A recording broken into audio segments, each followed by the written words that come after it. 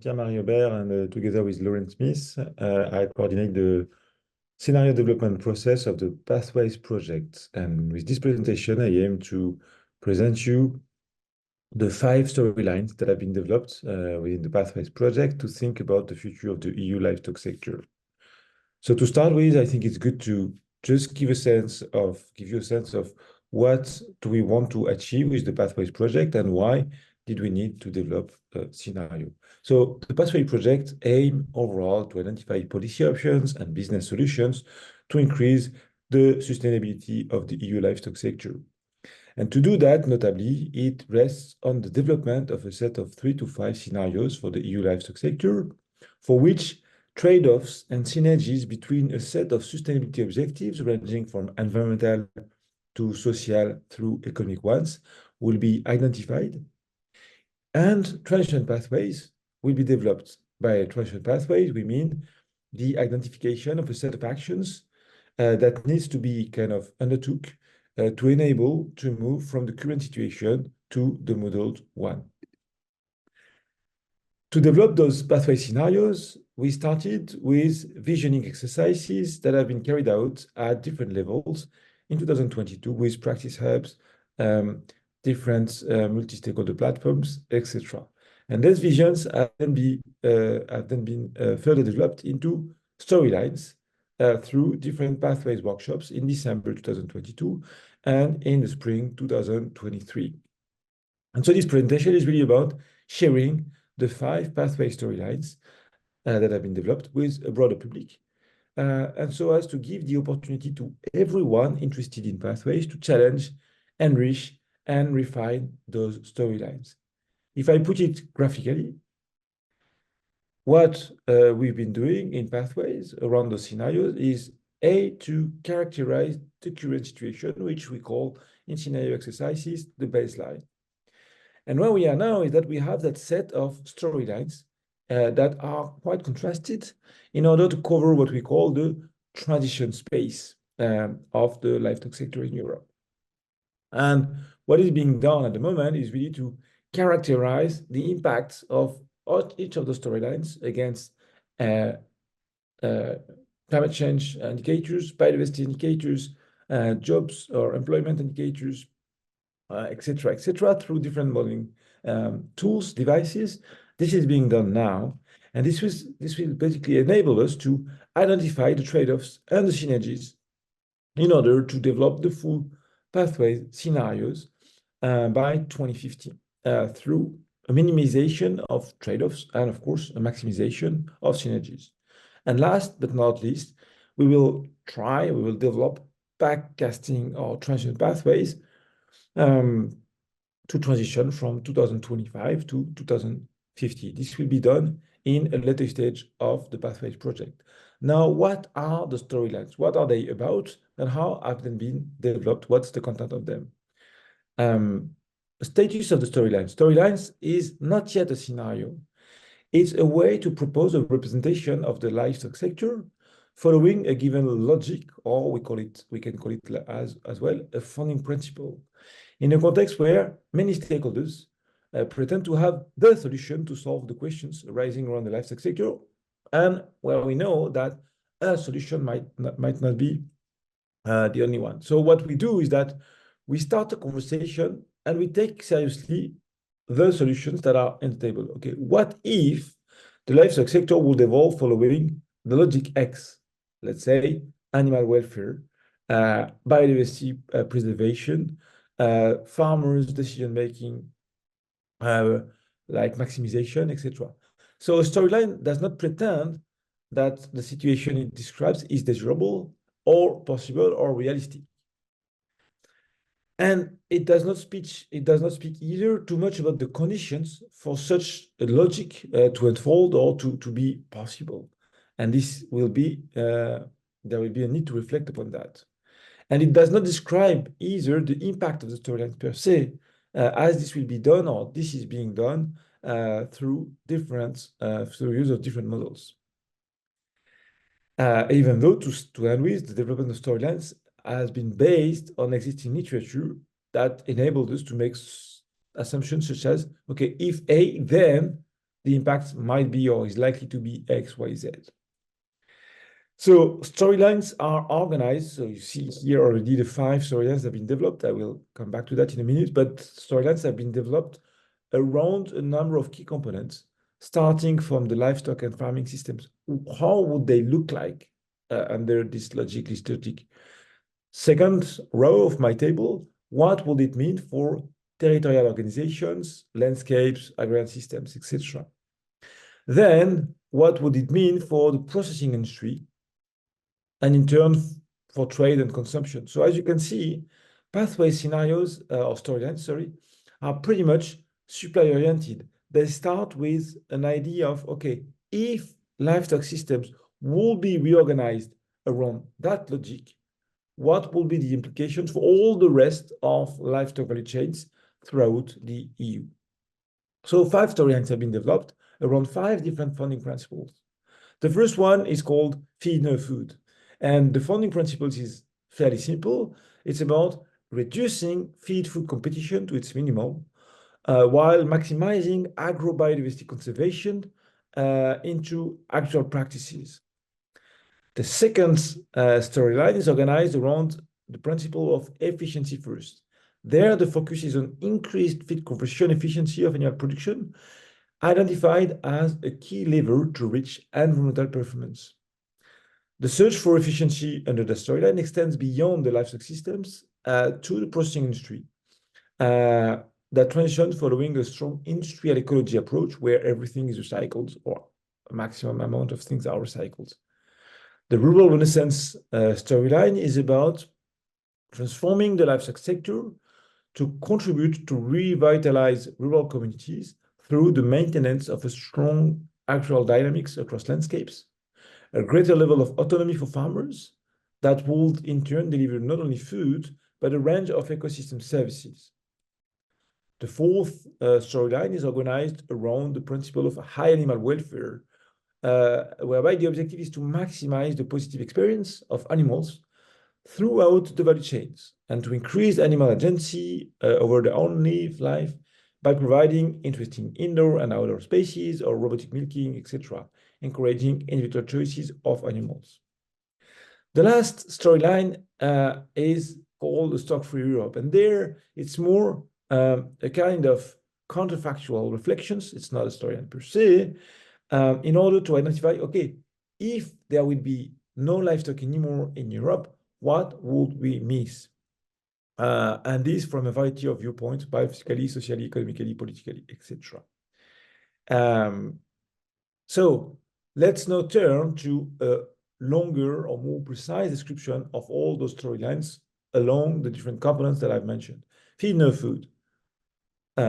Remember that feed no food is around reducing feed and food competition to its maximum. So in feed no food, livestock systems will be organized the following principles. Ruminants will be fed 100% forage diets through permanent grasslands and lay in adaptive systems that would be more or less intensive depending on the context, under the assumption of maintaining the area under permanent grasslands across the EU. And monogastrics will only be fed on food waste and byproducts. At the landscape level, ruminants would be reintroduced to ensure fertility transfer, lay and grassland management. The land previously cropped for feed would serve increasingly for legumes, fruits and vegetables for human consumption, but might also be covered by tree planting or cereal export or bio mass production for either energy or other uses. The processing industry would be affected by the likely decrease in volumes that will lead to restructuration of the facilities and a decrease in their number and increase in shorter supply chain. Consumption levels of animal proteins under such a storyline is assumed to decrease, especially for monogastrics, meats and eggs, while the intake of vegetables, pulses, and alternative proteins would increase, leading to trade of human edible feed to cease entirely because we don't import anymore feed that could be consumed by human. But the import of animal proteins might increase as consumption patterns do not change enough to compensate the decrease in the production. Efficiency first storyline. Founding principle is around increasing feed conversion efficiency to deliver a wide variety of outcomes. Livestock systems will see a strong increase in feed conversion efficiency through the use of technology, precision feeding, etc., but systems would still be highly dependent on external inputs. The share of animal kept indoor to increase their efficiency would increase with an expansion of monogastric systems and a decrease in ruminant systems, in particular supercows. Farm concentration would continue to enable the development of such indoor and highly capital-intensive systems. At the landscape level, the regional concentration would continue with a growing disconnection between animal and vegetable production to enable economies of agglomeration and economies of scales, and thus increase the efficiency level. The processing industry will continue to concentrate as well to enable those economies of scale, and in particular, industrial ecology approaches where nutrients, for example, are recycled through different processes with greater standardization and automation processes. At the level of the consumption, we do not assume under the storyline significant changes, and even we could envision slight increases possible in the sense that the supply could increase and thus the price could decrease. In terms of trade, export of livestock products would increase or could increase, while increased intra-EU trade will support maintaining self-sufficiency at the EU level despite the specialization. The rural renaissance storyline is a bit different. The founding principle is really that the livestock sector transformation should contribute to revitalize rural communities. As such, livestock systems has been identified as being more diversified and for some more extensified to increase the range of ecosystem services that are rendered to society at the level of each farm. We went as far as characterizing the share of farms that would become X, Y, Z. So 2/3 of the small and medium farms, too small of the farms will remain small or medium farms with a moderate to high labor intensity and maybe closer to town than what they are today. And 1/3 of the farms will be large farms that will produce raw products with a high degree of automation, ensuring the provision of raw material. At the landscape level, we assume that landscapes will be more heterogeneous, thanks to the coexistence of a diversity of farms and the use of land sharing techniques to increase the provision of ecosystem services where possible. The processing industry would be partially relocated through increased level of collaboration between farmers and local small and medium enterprises, maybe with an increase in on-farm processing. And large facilities will remain to process the raw material produced in large farms. So as you see here, it's a kind of patchwork of different types of livestock systems, industry processing, etc. The consumption level, diets could be more diverse, including more vegetables, more pulses, livestock protein substitutes, while animal product consumption will decrease due to higher cost of small-scale production and maybe increased awareness of the impact of animal production. But as you see here again, pathways storylines are pretty much supply driven, and so the consumption side has been described in somehow to be coherent, but the bulk of the energy we've put has been on the characterization of livestock system, industry, and landscapes. Trade, again, could reduce outside the EU because of decrease in production, with a greater focus being put on supplying domestic European markets. The animal welfare storyline is organized around the idea that livestock sector transformation should contribute to increase the positive experiences for animals.